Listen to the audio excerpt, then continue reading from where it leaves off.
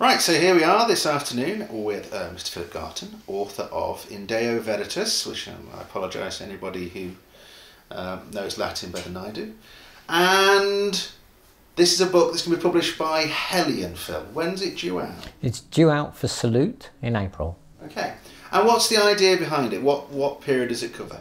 It covers the full span of the 17th century, from the 80 Years' War at the beginning through to the League of Augsburg at the end.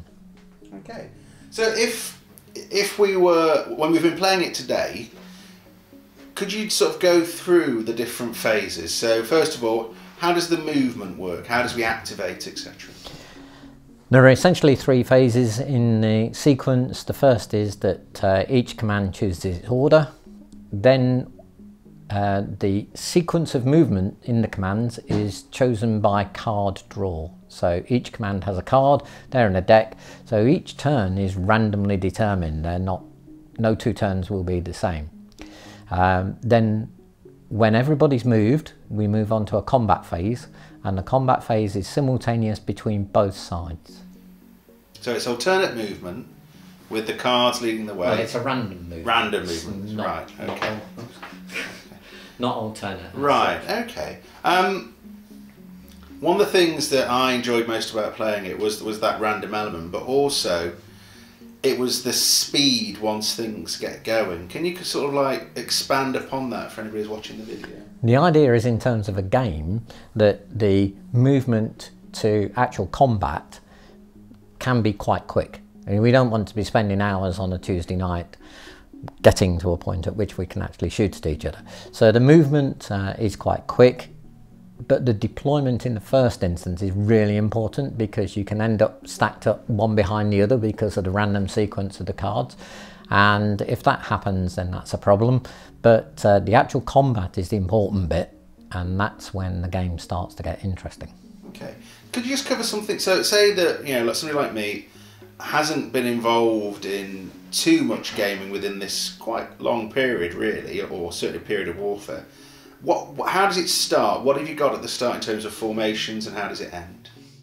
The early formations carry on really from the 16th century. The Spanish tercios were dominant at the end of the 16th century, and they carry on as being a model for all armies at the start.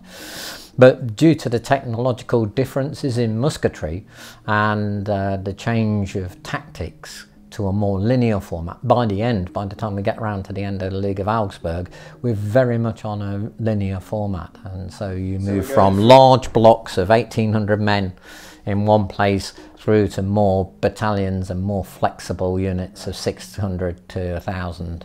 Okay, and do the rules come with army lists, or? The rules come with 6 scenarios. They are aimed at spanning the period, and they cover Scanian War, English Civil War, and some of the 30 Years' War.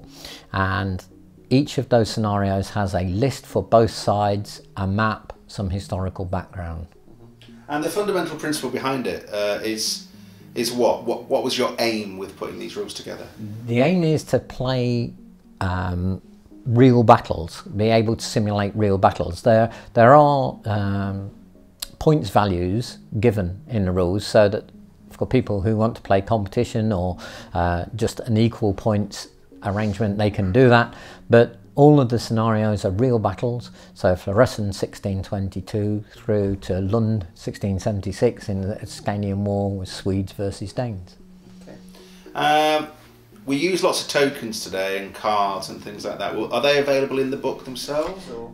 The tokens which are for the orders, there's just 3 of those, there is a sheet in the book, and there will be a file on the Facebook page for the rules, which will make that accessible, and then if you wanted to print them out in smaller or bigger format, you can do that.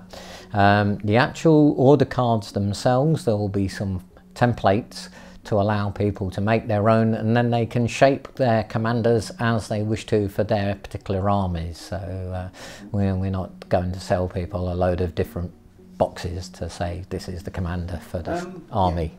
Okay, so in terms of figure scales, etc., what figure sizes are we talking about really? Figure scales is between 6 and 15s, because that allows you to play at scale a battlefield over a mile wide, whereas if you get to 28s, you'd have to double up on the base sizes, so you'd end up with a much smaller battlefield. So the aim is to have bigger battles and get through the time.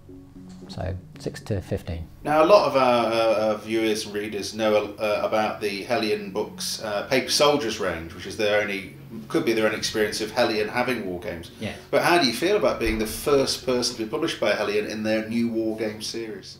I'm immensely excited by being the first. I think that's great. I think this is a period where, in terms of smaller scale, there has not been a lot for quite a number of years, and I think this offers a great opportunity to rejuvenate a period of history which is very vibrant. There is so much going on.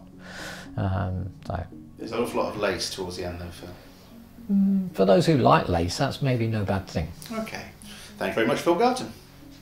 This video has been brought to you by WI Prime, Wargames Illustrated Magazine's online members club. View more videos or find out more about WI Prime by following these links.